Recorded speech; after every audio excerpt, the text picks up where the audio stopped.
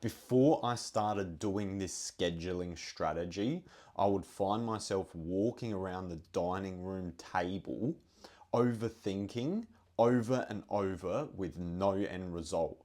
So today, I'm going to reveal to you the simple and easy way that I plan my days and weeks so that you don't get lost on what to do next. So let's get straight into the video. If you're not willing to put in the work, click off this video now. I'm here to show you the reality of life, not shortcuts or hacks. But if you improve 1% a day, that is not a day lost. And never compare yourself to others. Now, we're going to break down each individual process so that you get an understanding of how to structure your days, weeks, and even understanding your goals and the problems you want to solve. Now, I can guarantee you that this is one of the best and easiest ways of structuring it. Now, I've been doing it for the last about 3 years, and I think I've got it pretty good. A lot of you might not want to do it this way or try other ways, but let me know in the comments what your way is of structuring your days and weeks. Let me know. But we are not here to reinvent the wheel. That's the one thing you need to remember. I know that I'm like that. I like to reinvent the wheel. I tried so hard at changing the structure, trying to figure out a new and upcoming way, a revolutionary way to do it. But unfortunately, the simple way is always the easiest way. Utilize what works. And you need to just be disciplined in doing it. Do it for the next 2 or 3 months. Do it repetitively. Now, by the end of the video, I will reveal the last key point, but that will be at the end of the video just so I don't overwhelm you with too much information. So let's get going. So I'm going to keep this simple as I can. What you need to do is get 3 pieces of paper for now. One that says yearly and monthly goals, one that says weekly tasks, and another one that says daily tasks, right? So let's get into the yearly and monthly goals. So what the yearly and monthly goals are obviously your goals or the results you want. So I'll give you 3 examples so that you get a better understanding. Number 1, say build muscle mass, increase fitness. That's a result you want. That can also be a goal as well. Learn to ride a bike or find a job. So it's that easy. Don't overcomplicate this. Just put down the goals that you want to achieve this year or this month. Next, we want to break each individual goal or result down so that you can make it into achievable weekly tasks that you can do easily. If you create the tasks too broad and you don't understand exactly what you're doing, it's going to make it so much harder to get anything done. So this is really important. Make sure you narrow that down. So now what you need to do is make a weekly list of the highest priority thing to the least priority thing. Now that doesn't mean you do it in that order, but it's just so you know what's most important to you during that week, okay? So, for example, you're struggling to pay the bills, which is to do with finding the job goal. Well, let's broaden that down. How do you find a job? Well, what you can do is apply for 3 jobs. Now, say you don't have a resume or a cover letter, then you can write, create cover letter or create a resume. It's that easy, really. Now, if we go back to our yearly goals, we have to confirm that it relates to finding a job. So for the second most important weekly task, let's say it's to do with gaining muscle or increasing fitness. So what's a task we can do around that? We could do 50 push-ups a day. Or we could go get a gym membership. It's pretty much that simple. Now, third example is learning to ride a bike.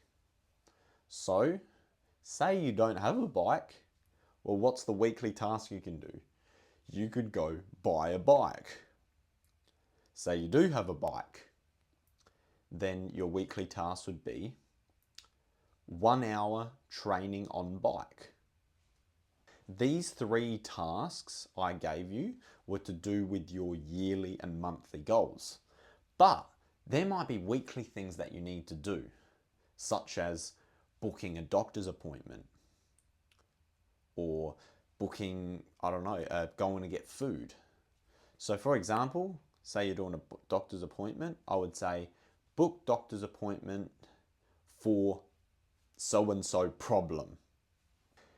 Now it's time for the most important part. This is the most important because your daily schedule is very important when it comes to getting things done. Now, with this sheet of paper, it would be better to have a book because obviously every day you're making a new sheet of paper. That's what I usually do. I have a book up on my shelf there, and every day I'll write the date, I'll write down my daily tasks, cross out the tasks as I go along throughout my day, if I can get to the book, and then turn it to the next page once it's the next day. So what you need to do is you've got to start laying out your daily schedule in a way that's easiest for you. So what you can do, for example, is say, wake up 7:30. You want to try doing the hardest job in the morning if you have the time. Some people might not have the time, but if your day is free, do the hardest job in the morning.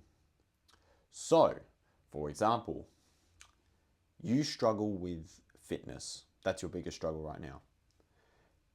50 push-ups for 1 hour. That's the duration of how long you're doing it for.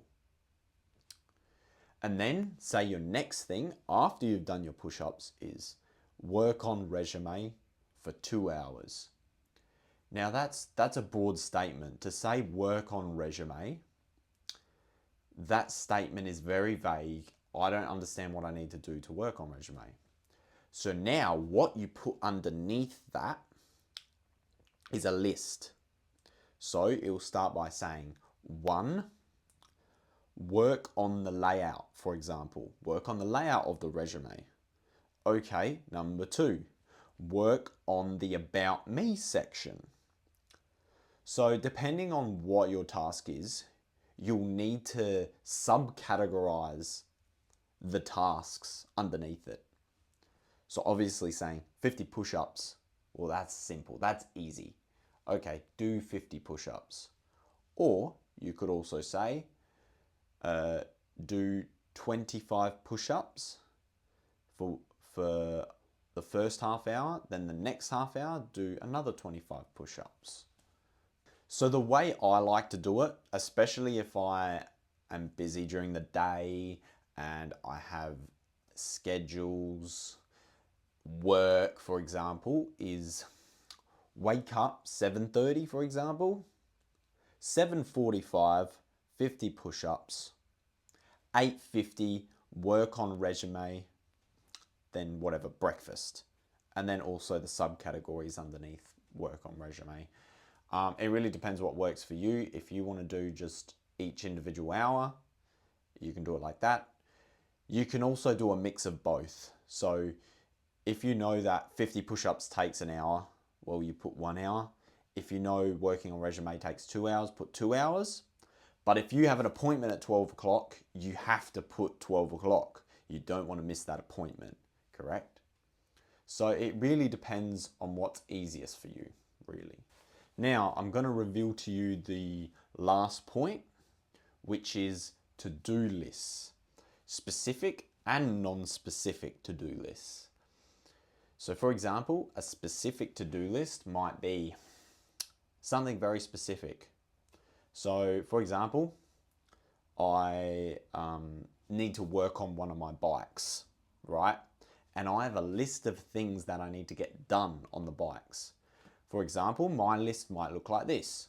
To do: buy gears from the bike shop, fix handlebars on bike, or buy a new tire. It's really that simple with the specific list.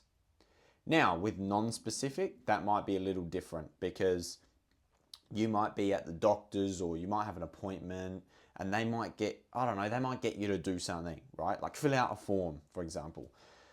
So in that moment, you need to get your non-specific to-do list out and say to them, hey, sorry, I just got to write this down real quick. You need to learn to be spontaneous and do that straight away. Because if you wait, and this is from my experience, if you wait, you will forget. And that's what happens to me. I've had so many scenarios where I just didn't write it down because it was too hard to understand the task, or I just didn't understand what exactly to do. Or I didn't think about writing it down at all. So what you'll need to do in that situation is say, hey, sorry, I just need to write that down before I forget. What was that question again? What was the task I needed to do again? And then they will repeat it back to you. Now you can incorporate your specific or non-specific tasks to your weekly schedule. Now, some things aren't going to go towards your yearly goals, but they're things you need to get done. So for example, going shopping, you need to do that. You need to eat food. So one of your weekly tasks, say number 5, is go shopping.